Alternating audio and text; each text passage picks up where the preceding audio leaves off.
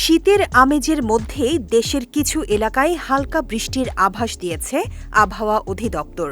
সোমবার আবহাওয়াবিদ আফরোজা সুলতানা জানান, আগামী ৫ দিন আবহাওয়ার বড় কোনো পরিবর্তন না হলেও রাতের তাপমাত্রা কিছুটা বাড়তে পারে। সোমবার সকাল ৯টা থেকে পরবর্তী ১২০ ঘণ্টার পূর্বাভাসে আবহাওয়া অফিস জানিয়েছে, আগামী বুধবার রংপুর বিভাগে বিভিন্ন স্থানে হালকা বৃষ্টি হতে পারে। সংস্থাটি আরও জানায়, আগামী ৫ দিন অস্থায়ীভাবে আংশিক মেঘলা আকাশসহ সারা দেশের আবহাওয়া শুষ্ক থাকতে পারে।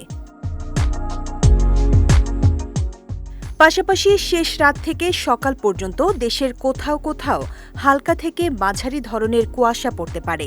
তাপমাত্রার বিষয়ে পূর্বাভাসে বলা হয়েছে, আগামীকাল মঙ্গলবার সকাল ৯টা পর্যন্ত সারা দেশে রাত ও দিনের তাপমাত্রা প্রায় অপরিবর্তিত থাকতে পারে। মঙ্গলবার সকাল ৯টা থেকে পরবর্তী ২৪ ঘণ্টায় সারা দেশে রাত ও দিনের তাপমাত্রা সামান্য কমতে পারে। বুধ ও বৃহস্পতিবার সারা দেশে রাতের তাপমাত্রা সামান্য বাড়তে পারে ও দিনে প্রায় অপরিবর্তিত থাকতে পারে। শুক্রবার সারা দেশে রাতের তাপমাত্রা সামান্য বাড়তে পারে এবং দিনের তাপমাত্রা সামান্য কমতে পারে। আবহাওয়া অফিস জানায়, উপমহাদেশীয় উচ্চচাপ বলয়ের বর্ধিতাংশ পশ্চিমবঙ্গ এবং তৎসংলগ্ন এলাকায় অবস্থান করছে।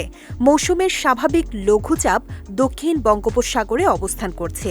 এর একটি বর্ধিতাংশ উত্তর পূর্ব বঙ্গোপসাগর পর্যন্ত বিস্তৃত রয়েছে।